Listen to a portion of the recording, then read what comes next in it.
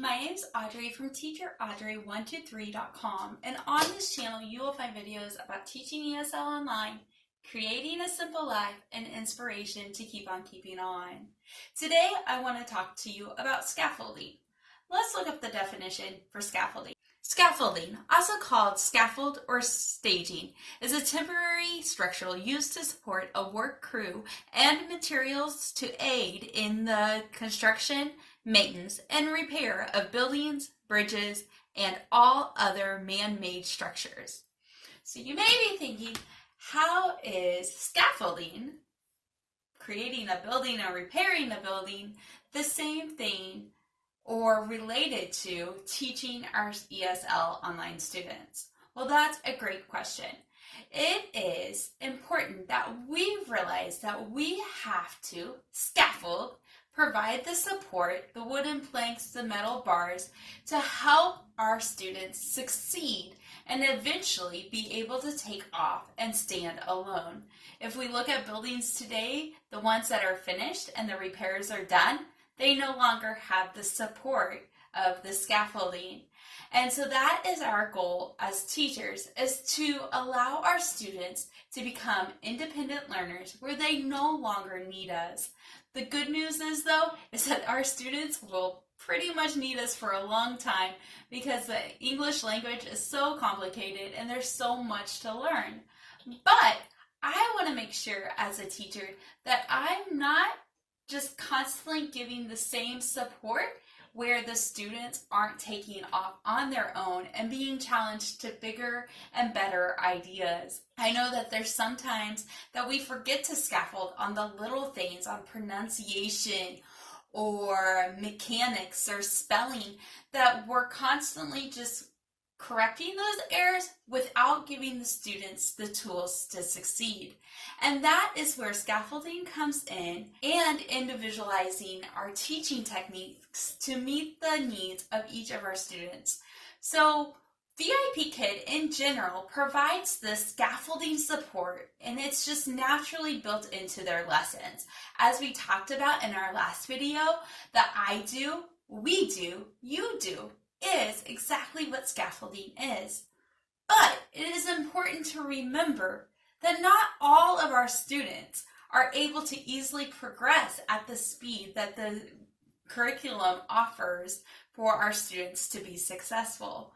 We are sometimes still in the we do and even I do motion at the end of the lessons, and that is okay, because what we want to do is provide the accurate support that our student needs so that they can learn and master these skills before going on. Therefore, we want to make sure that we're implementing the teaching strategies, but then that we also realize if we need to scaffold the lesson that's been scaffolded. So sometimes we need to reteach a concept, reteach a vocabulary word, and create a mini lesson within the curriculum. Some teachers will say not to do that and just stick with what's on the slides. However, if our students are consistently moving forward without being supported in what they're struggling with, they're going to continue to be behind and actually have the chance of falling further behind. But if you take a few minutes out of your lesson, and even if it means not covering all the materials in depth, it's going to help your students succeed. So I want you to think of that one student that you want to just see progress more. And while you're watching today's video, I want you to think about, where does this student lay in the learning scale, and how you can apply different techniques to help him excel from where he's at to the next level. So have that in your mind. Let's go. It's important to assess each student where they're at and ask yourself some questions so that you can best meet the needs of the students. So the first question you want to ask is, where is the student at today? Because I have learned that some students may excel for a few lessons and then they may have a rough time. And I think you should know it, but apparently they're struggling today. So instead of getting frustrated, I need to scaffold it down, lower my expectation, but still challenge them on what they can do. I've learned if I do this early on and it builds their confidence or they get in the groove, then I can let go again and let them show off what they know. Other times, they're just having a hard time, or the concepts, it was in the short-term memory, but apparently it's not in the long-term memory, so they need more support along the way. So once I figure out where they're at, then I have to decide on what the objective to the slide is, if I'm going to scaffold up or if I'm going to scaffold down. Okay, so once we decide if we're scaffolding up or scaffolding down, we need to decide what support does the student need. They may need to go back to basics, and we may do the I do, where it's I'm saying it and the student's repeating it. And we've broken it down into words, phrases, or sentences. We may scaffold down by reading the sentence and having the student underline the words you say. Additionally, is modeling.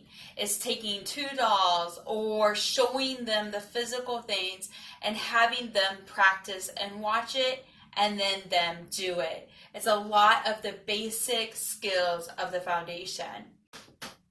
Okay, so when we scaffold up, it means that the student has easily met the objective, or if you've had them as a regular, you know they know the objective. And so then you can challenge your students. And with some students, this might mean that they're actually reading when the expectation is that they repeat, or that you ask them a question instead of just repeating or reading the answer. Another way is to change the pronouns up and make sure that the students can have the right subject-verb agreement. So many times the kids want to say he, are, or she, run, and forget some of the basic verb agreements and English structures that we have. And this is a prime time to drill this into our students and help them to use it in natural ways. So we could, if the sentence frame is, what is your favorite food? You could have them answer that, but then you can hold up a doll and say, what is her favorite food? And then they could give the proper response, and you could give them the support that's needed to help them learn the language and have proper grammar structure in a fun, natural learning environment. Another way of scaffolding up is if you're talking about letters and your students are getting the sounds and they've learned the basic words, you could challenge them to come up with a list of words that begin with that letter. So then there's having your student ask you questions. And so you could have them look at the slides and come up with a question and ask you. Or you could just have them come up with a question in general and take turns to develop those conversational skills and learning how to take the different roles. Another way of scaffolding up is just having more conversations about their likes and dislikes and their connection to what they're learning. And then another way is for you to ask more open-ended questions, asking the how and the why, where they're not just reading and picking the information out, but they're really thinking and making connections. So the takeaway is that we always need to be assessing our students and to remember that during the same lesson, we may be scaffolding up and we may be scaffolding down. And remember, we also may need to do some little mini lessons within the mini lessons that are provided, reminding the students of different phonic rules or different grammar rules by practicing the proper way and practicing using those concepts in sentences so they can get a rhythm of what the language is like. Okay, so those are the points on scaffolding. So the most important takeaway from this video is to remember to go in, figure out where your student is for today, and either challenge them a bit or go down and give them the support that they need so that they can become successful English speakers. Let me know in the comments below that one student that you've been struggling with, and which one of these techniques are you going to use to help strengthen their English skills. Thank you so much for watching, and I hope that you liked this video. And if you did, please give it a thumbs up and subscribe to this channel. And if you know anybody that would benefit from this channel, please share it. Thank you so much for watching, and I look forward to seeing you next time. Thanks, bye.